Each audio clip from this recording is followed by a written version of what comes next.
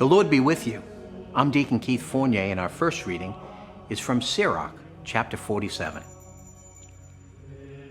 As the fat is set apart from the communion sacrifice, so was David chosen out of the Israelites.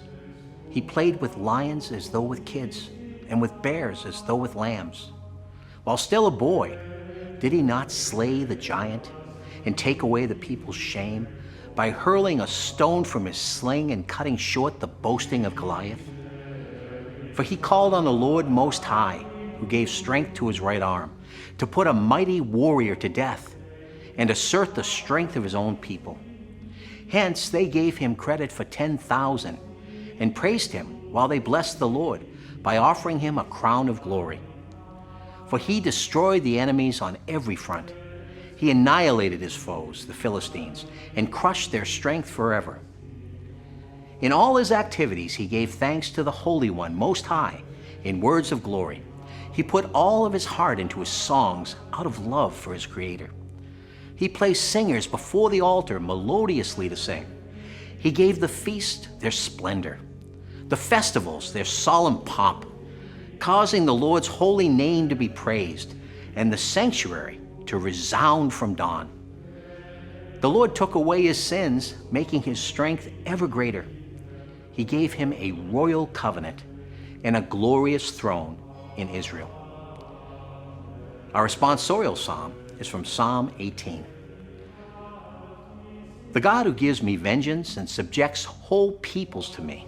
The God who gives me vengeance and subjects whole peoples to me. He saves his king time after time, displays his faithful love for his anointed, for David and his heirs forever.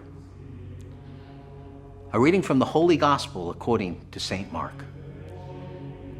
King Herod had heard about him, since by now his name was well known.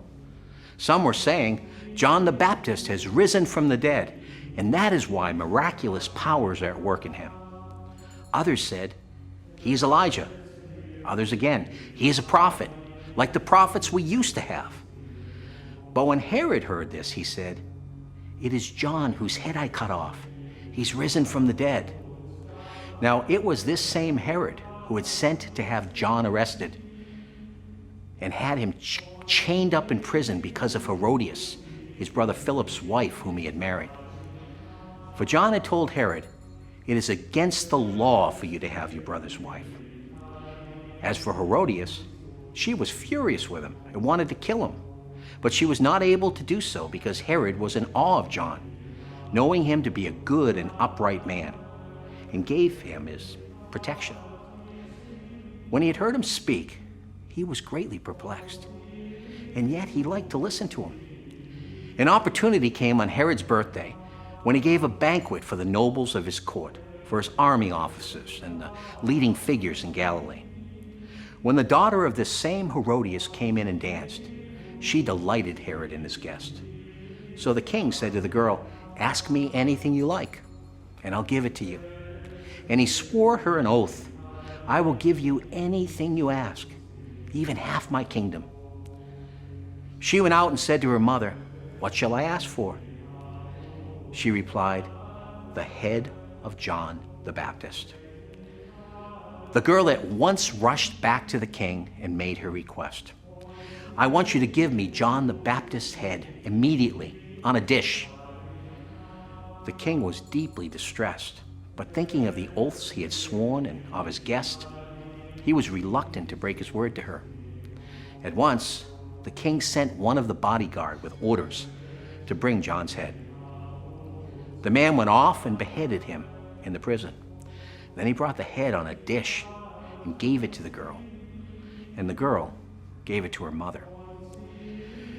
When John's disciples heard about this, they came and took the body and laid it in a tomb.